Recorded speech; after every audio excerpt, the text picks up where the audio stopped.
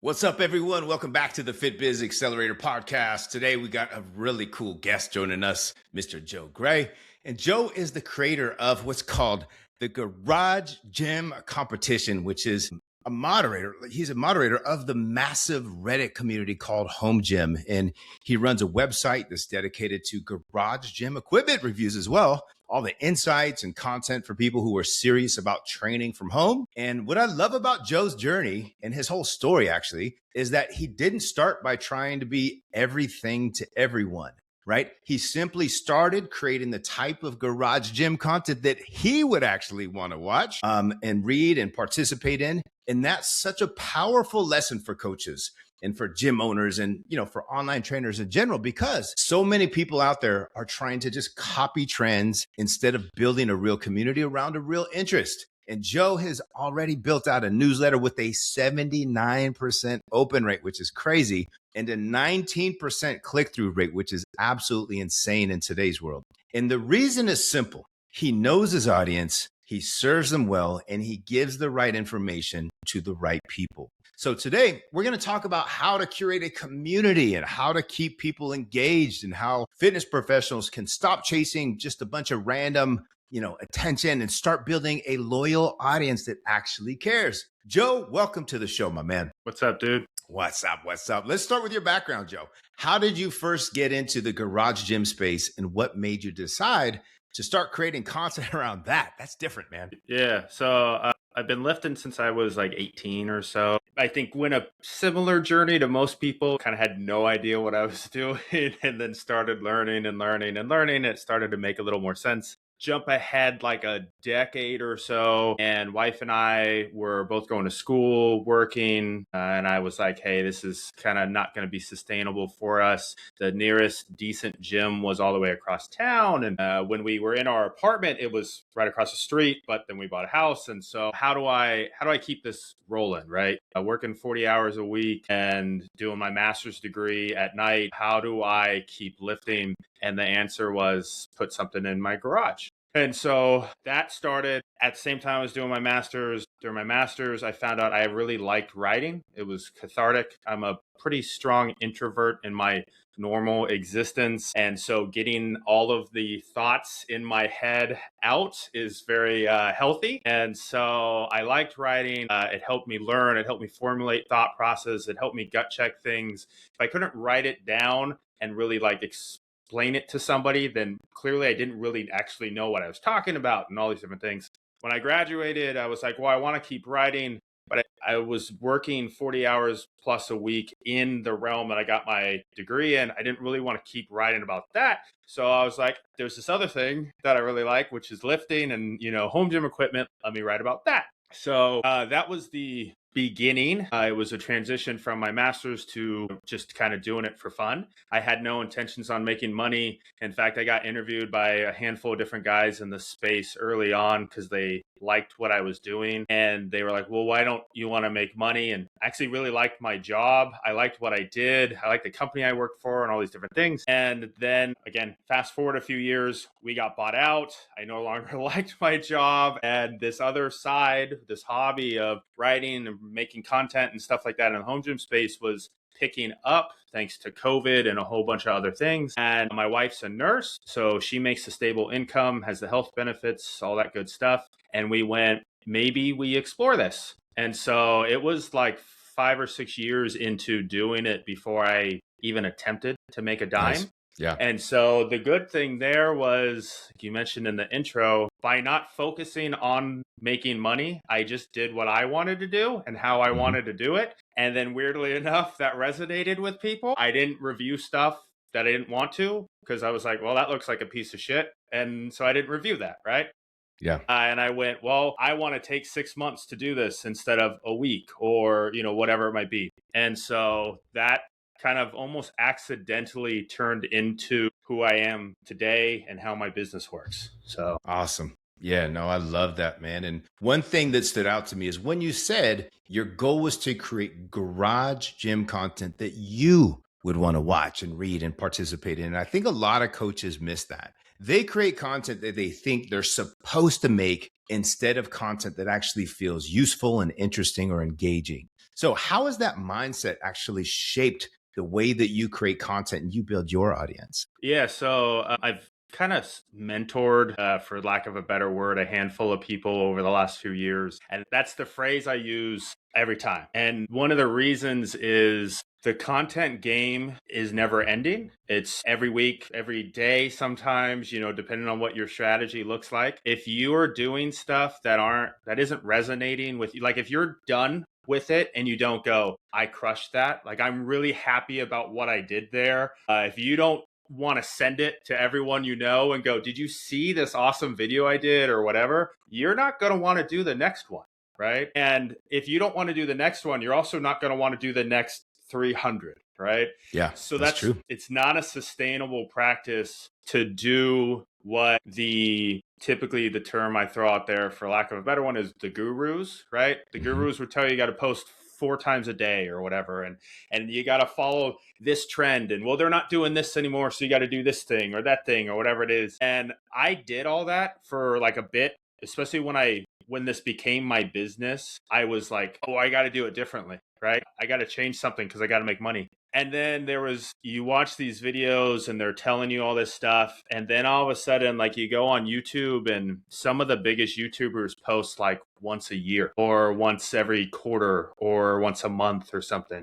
And they do phenomenally well. And so part of me went, okay, there is a strategy, but it doesn't have to be that way, right? And if everybody does the same thing, then you're in a sea of everyone doing the same thing. And at the end, like, one of the only things I know from business that tends to work is if you're different, then that's a benefit. And so, especially from a content strategy, for me, it was what I want to watch. I'm a detail-oriented person. I want all the pieces to the puzzle. So if I'm going to buy a barbell, I want to know the knurling and the length and the size and the shape. And I want to know what lifts you use it for or don't. I want to know if you've got 5 other bars, why you picked that one over the other 4. I want to know, like, all these ins and outs, right? And most of the content, like, especially, people use, like, in today's day and age, right? But like, people don't have the attention spans for that most of the time, right? It doesn't work in a social media format. You can't spend 25 minutes on a reel. Like, it doesn't even allow that, right? And so if you're trying, and YouTube will tell you, hey, like 10 minutes is like the golden spot or whatever for a video.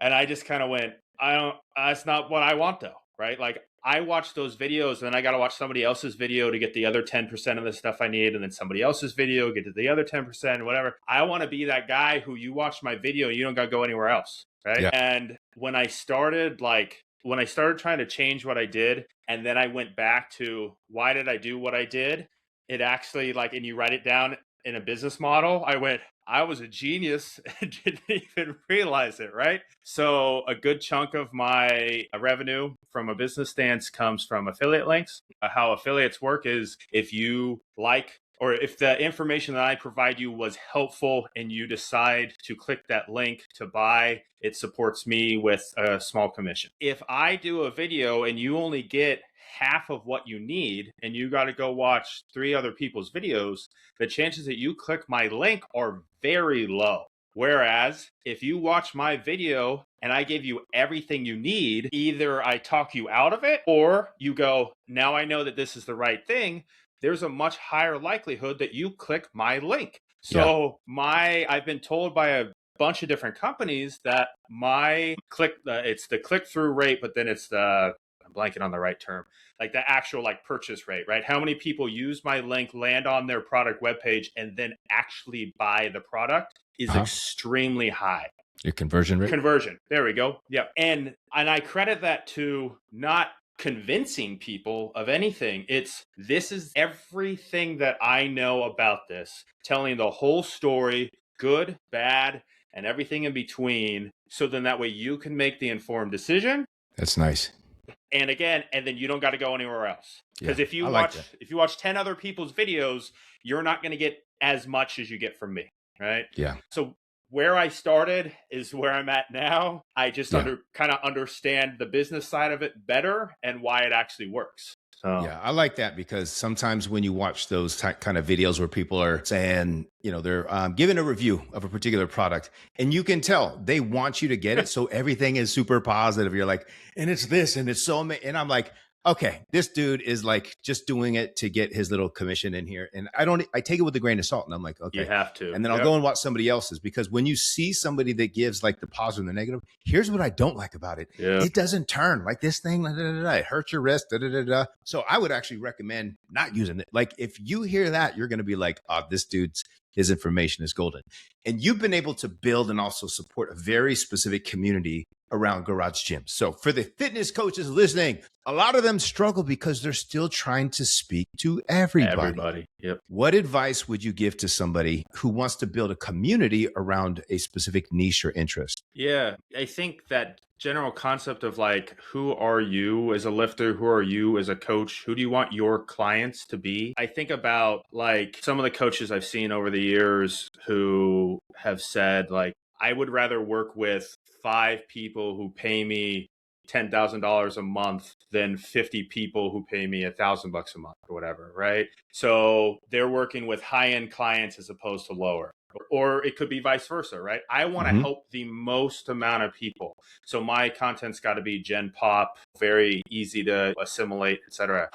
If you know who your audience is, so like for me, when I talk to companies, I tell them a lot of the reviewers are like about $180, 5'8", 5'10", and they deadlift somewhere in the 300-400 pound range. And I tell them, I go, I'm 6 foot 250 and I deadlift 600 pounds. I will break your equipment if it's not good enough. And I know this because I have, right? I've on film broken a decent chunk of pieces. And so when I talk to companies, I tell them my audience is not this, right? Like I got to stand back like this, right? Some of these guys have 250,000 plus. I got 10. But my 10 is an audience that isn't getting captured by that 250.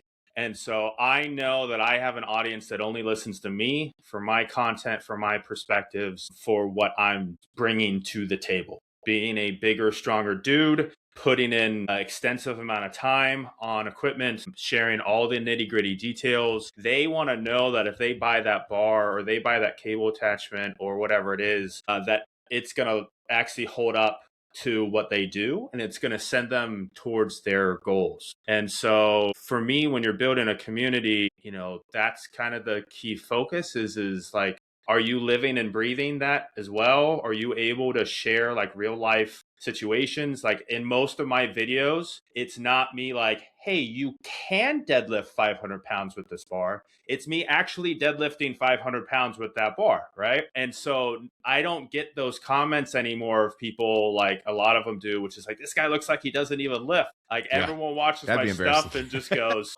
okay, yeah, he knows what he's doing, right? So there's some social proof there and all kinds of things. But yeah, I think the community aspect is just that, like, be real, figure out who you are, what you're doing. I told a buddy of mine the other day, he was using a lot of buzzwords on Instagram in his like DM. Like, I'm trying to build this community through thoughtful outreach and consistent contact and something. And I told him, I was like, dude, Instagram sucks. And he goes, what? And I said, the reach and like, I go, if you're trying to get affiliate links, I said, there's no links in Instagram. He goes, yeah. I said, you're never going to make $1 off Instagram at all. And he's like, I hadn't thought about that. I go, that doesn't mean don't be there, right? I said, but it changes why you're there, right? If you're there, for me, it's the DMs with people, it's seeing other people's content, it's interacting with them and interacting with me. It's kind of a behind the scenes of like, hey, this is what I'm building towards for this equipment that I'm reviewing, that kind of stuff. And so, yeah, he's like, I never really thought about that. I'm like, you literally, like, because even if you put a link in your post description, people can't click it unless if they're on their desktop, right? Yeah, got to do it in the bio. Yeah. So, and link in bio is like a what?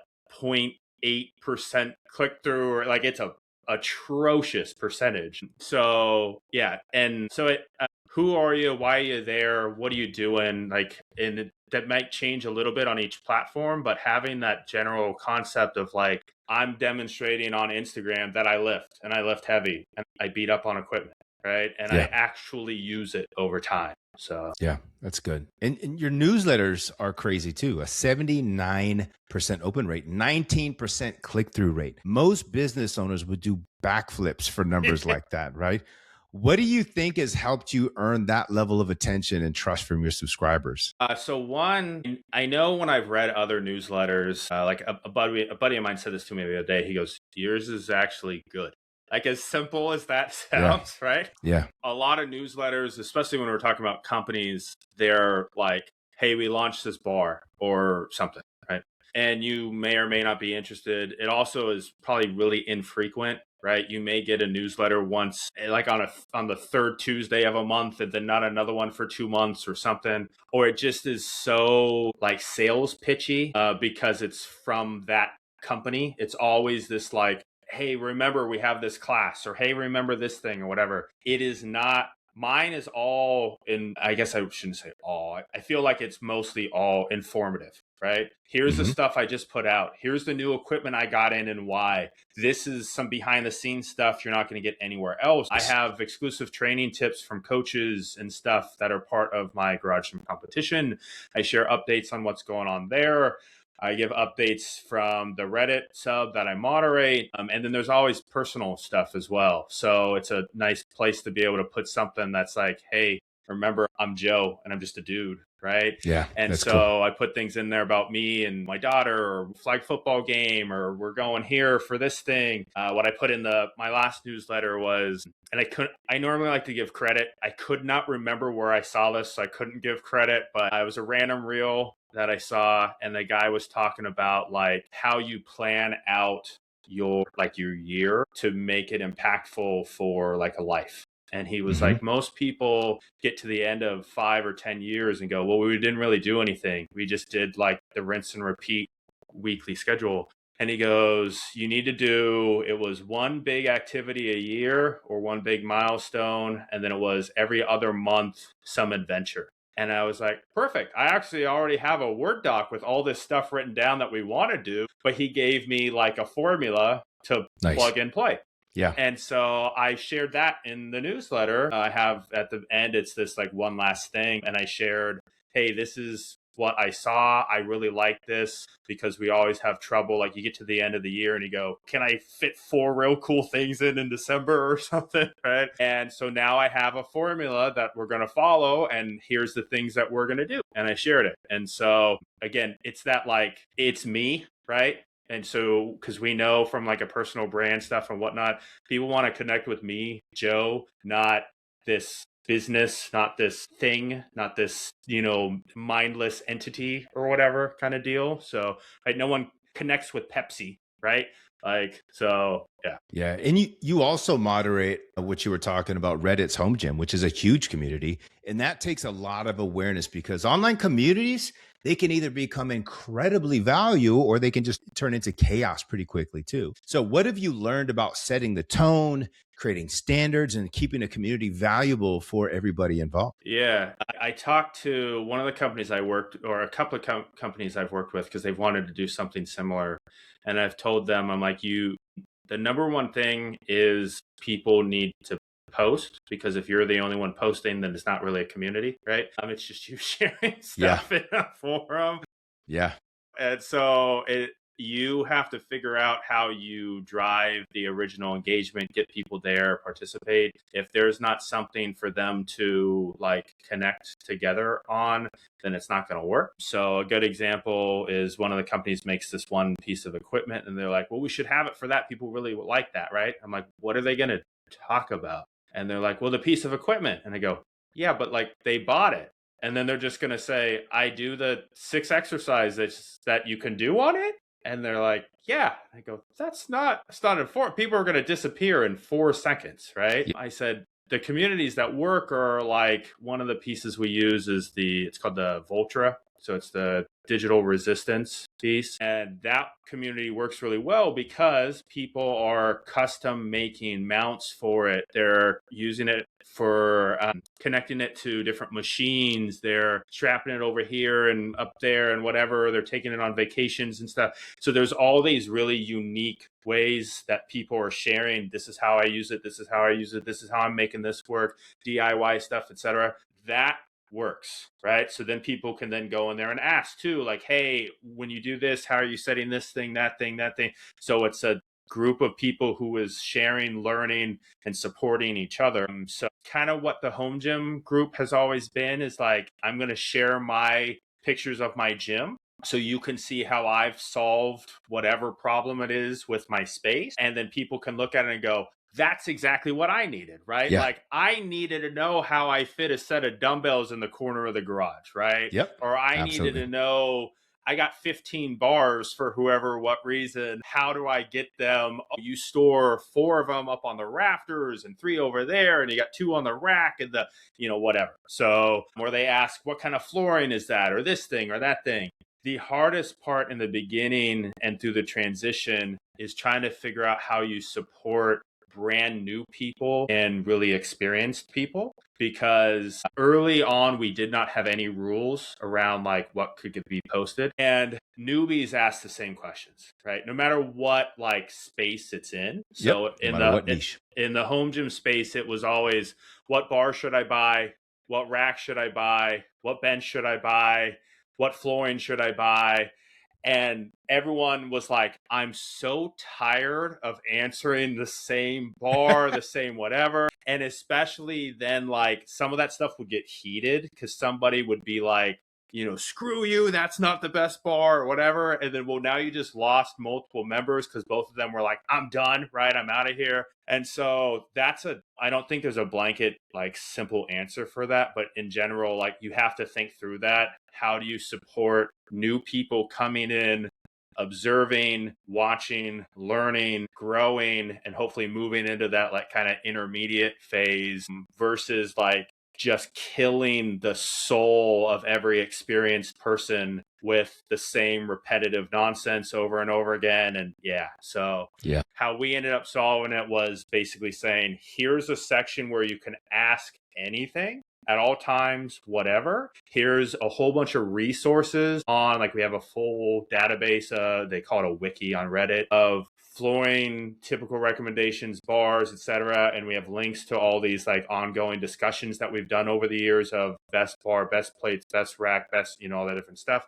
So we ask the whole community. So that way we can just say, here's the answers. You can find them yourselves. Nice. And then the sub itself is post pictures of your gym, not necessarily ask questions kind of thing. Good. So that's good. I like it, man. And that's going to go for any niche, right? So if it's a fitness coach in there too, you're going to have the new people that are just like starting off and they're like, what gym should I go to? Or how many days a week should I work out? Like all those questions. And your experienced people are going to be like, oh my gosh. So listen to that. But Joe, let's dive into what's called a rapid fire questions. And these are just quick. First thing that comes to mind, just quick little answers. Okay. Number 1, favorite piece of garage gym equipment that you own? Right now, it's got to be the Voltra. So the company is Beyond Power. They make the Voltra 1. It's a box about this big. It goes up to 200 pounds of resistance. It's through magnetic resistance or digital resistance. You can control the strength profile through adjusting the eccentric. So say you want 100 pounds out here and then back and then 200 this way.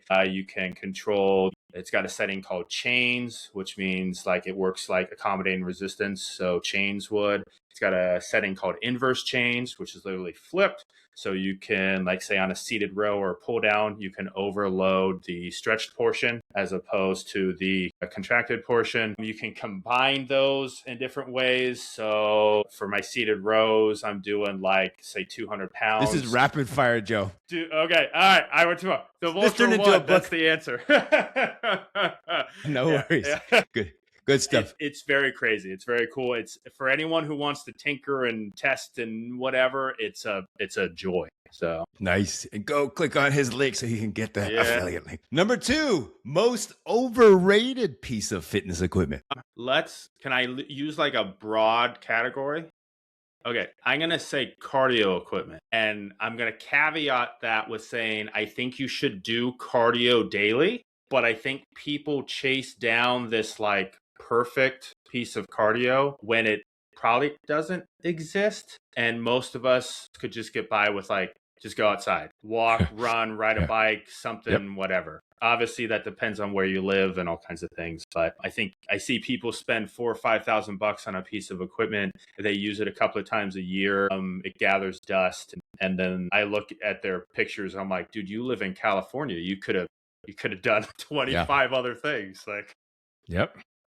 All right, number 3, most underrated piece of fitness equipment. I really, really, really like some form of like a trap bar, so like a hex bar of some kind. The reason being, so I've told people before, if I hate the question, but the general concept of like, if you could only do one exercise, right? If I could only do one exercise, I would deadlift the trap bar and then carry it.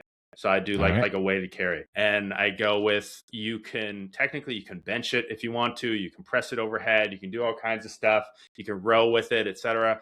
But that general, like, I can deadlift heavy, I can also walk around with it. If I could only do one thing with like a general population person, an athlete or whatever, it'd be some type of locomotive movement of, I'm going to have you pick up something and walk around with it. Because it's just such a natural thing we should all probably be pretty good at. All right. Next, biggest mistake people make when building a garage gym. Just first thing that comes to mind. Too fast, too quickly. They spend $25,000 in like 2 weeks and then go, I'm not going to use 9 out of 10 of these things. And I don't even know what this is. And it doesn't all fit. And all those things. I should have done research and now I should have got this. Yeah. Number 5, best budget friendly garage gym upgrade. I think the thing that people skip all the time, and this is helpful, especially right now, is like a really good quality fan. So it took me a couple of years. Like I had this like little box fan or whatever. And then I was like, this is miserable. It's 108 out here and whatever. And I ended up finding one of those like big industrial, like 36-inch standing fans or whatever. They're loud and obnoxious and your ears hurt a little bit by the time you're done, but it moves so much air that it just makes a huge difference. Nice. One thing every garage gym should have. Were we going with equipment or can I go anything else? Yeah, we can go somewhere else. All right. So I had a conversation with my godson the other day, which is what's making me think of this. He just graduated high school. He's training. He wants to put on weight for college baseball. And the number one thing I told him was, I asked him about his workouts because he's doing like a push-pull split. I was like, are you tracking your workouts at all? And he's like, no. And I go, so how do you know that you're doing more next week versus this week? He's like, I don't. And I said, okay, well, then you're probably not making progress. Like we don't have any way of knowing. And I see that pretty regularly. People in general just kind of like go in and work out. And so my answer would be some way to track progress.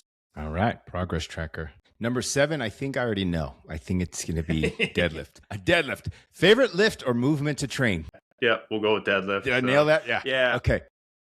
My whole family's deadlifters. I don't know if it's because I'm a deadlifter and so that's what I taught them the best or what, but my wife's best of the 3 lifts is deadlifts. My daughter's best of the 3 lifts is deadlifts. My best of the 3 lifts is deadlifts. Maybe we're long and lanky. I don't know, but yeah, definitely the deadlift. All right. Least favorite lift or movement to train? Bench is the one that just kills me, man. I think I benched 315 the first time back when I was still in like commercial days, and that was like 15 years ago, and my best now is like 370. In that same time frame, I think I've put like a 130 on my deadlift and another like 100 on my squat, and bench is just takes and it like a good day and a bad day is like 350 or like 250. Yeah, I know those days you're just like, oh my gosh, why does every single freaking I got to Rep filling. put a lot Misery. into thinking about it and all kinds of stuff. It's just, it's a hard one for me. Yeah. All right. Best way to keep a community engaged. I would say consistency. I just want to make sure that that's not like people think I mean like every day or something. Like just, so like my newsletter is every 2 weeks. I was doing every week for a while. And I was like splitting it a certain way. And I kind of went to like, I would rather it be like, so my CEO of the bank I worked for used to use the difference between In-N-Out and Cheesecake Factory as an example. So In-N-Out has like 3 things, right? And they do it really well. And he goes, and the Cheesecake Factory, their menu is like this, right? And he says, the problem with Cheesecake Factory is it takes you 45 minutes to figure out what you want. He says, In-N-Out, it takes you what you want before you even get there, right? Yeah. Yep. He goes, as a business, I would rather be In-N-Out where I do fewer things better than more things okay. And so for me, that's kind of been a piece to the puzzle is like, I would rather not hit that golden once a week YouTube target and hit every other or third or fourth or something, as long as it's the quality that I want. And so the newsletter was kind of the same thing where I went every week is what they tell you, or even twice a week. The newsletter format I even use is like, hey, every week you got to do it. And they give you like these badges. And then I don't get a badge ever because I don't do it every week. Yeah. And so every 2 weeks for me is what is consistent, what I can consistently hit, consistently follow through with. My people expect it. They know it's going to be there every other Thursday. It's going to have the same stuff in it in terms of what's there. They know like the whole deal. So consistency, but like at your own definition. All right. Yeah. And then the final one, what's one piece of advice you'd give to a fitness coach trying to build a loyal audience? Can we just go back to the beginning and I can just say, make the content you want to make? Make quality content as opposed to just trying to just do a bunch of random stuff. You see Gary Vee and Alex Hormozy and some of these guys, and they're saying like, hey, the more you can post, the better, like post 10 times a day. That's a quick way to burn out. But Joe. I was just going to say, go for it. So, I think they say that because it works for their business. Their business isn't like Alex at this point is like such a huge following. The difference between 10 million people seeing it and 11 million is the difference between maybe he'll get one more person or whatever. One of the ways I told a few buddies of mine, I was like, if Instagram doesn't know enough, like it's smart, but it's not smart enough to know that my audience is heavy lifters who lift at home, who, that kind of thing. So if one of my reels goes viral, let's say, and I get 10 million people to watch it, how many of those people are actually in my niche? It's probably very few, right? Yeah. And I know a whole bunch of buddies who have had viral clips and then they gain 26,000 followers. And then the very next video goes right back to where the other ones were because none of those people give a shit. And one of my buddies had one go wild on YouTube and he's got 42,000 subscribers from a 25 million view meme that he posted, but his business is selling gym equipment. And I'm like, no one who saw that clip is buying gym equipment. Yeah. So the concept of going viral or massive amounts of clips or daily stuff or whatever, or tons of views and whatnot, probably just isn't the solution if you're trying to build a business that is that. Right? If you're trying to build a social media business, then sure. But if your business is, I'm trying to find this audience of people, you just got to consistently make that stuff and they'll find their way there. So yeah, I like it, man. Yeah. Just really targeting your niche with the pain points and the problems that they're experiencing and providing a good solution and quality content. So Joe, this was awesome. I think there's so many lessons here for fitness professionals. Build around something specific, create content that actually serves your people. Stop trying to attract everybody. And if you want people to keep opening and clicking and commenting and showing up, you have to earn that attention by consistently giving them something worth coming back for. So where can people connect with you, check out your content, and learn more about what you're doing with Garage Gym Competition? Yes. If you're looking for me personally, some of my reviews, if you want to find more on gym equipment, my typical tag is gray matter lifting. If you want to figure out more about the competition that I run, it's the Garage Gym Competition. And then if you just want to check out home gyms in general, that's on Reddit. It's our home gym. Technically, if you sign up for my newsletter, you're going to get a little bit of all of those. So that's the easiest way, especially with the way the algorithm and all that stuff works. You sign up for my newsletter every 2 weeks, you're going to get all the updates, everything I'm doing, etc., delivered right to your mailbox. And that's the way to make sure you don't miss anything. Right, everybody. That wraps up another episode of the FitBiz Accelerator Podcast. If you're an online trainer, a fitness coach, or a gym owner trying to grow your business, let this episode be a reminder. You don't need to go viral to build something powerful. You need the right message and the right audience and a reason for people to keep coming back. Thanks for tuning in, and we'll see you on the next episode. Thanks for tuning in to the FitBiz Accelerator. If you found value in today's episode, make sure to subscribe so you never miss a tip or strategy to grow your online fitness business. And if you're ready to fast track your success, don't forget to check out tntfitprocoaching.com. Until next time, stay consistent, stay focused, and keep crushing it.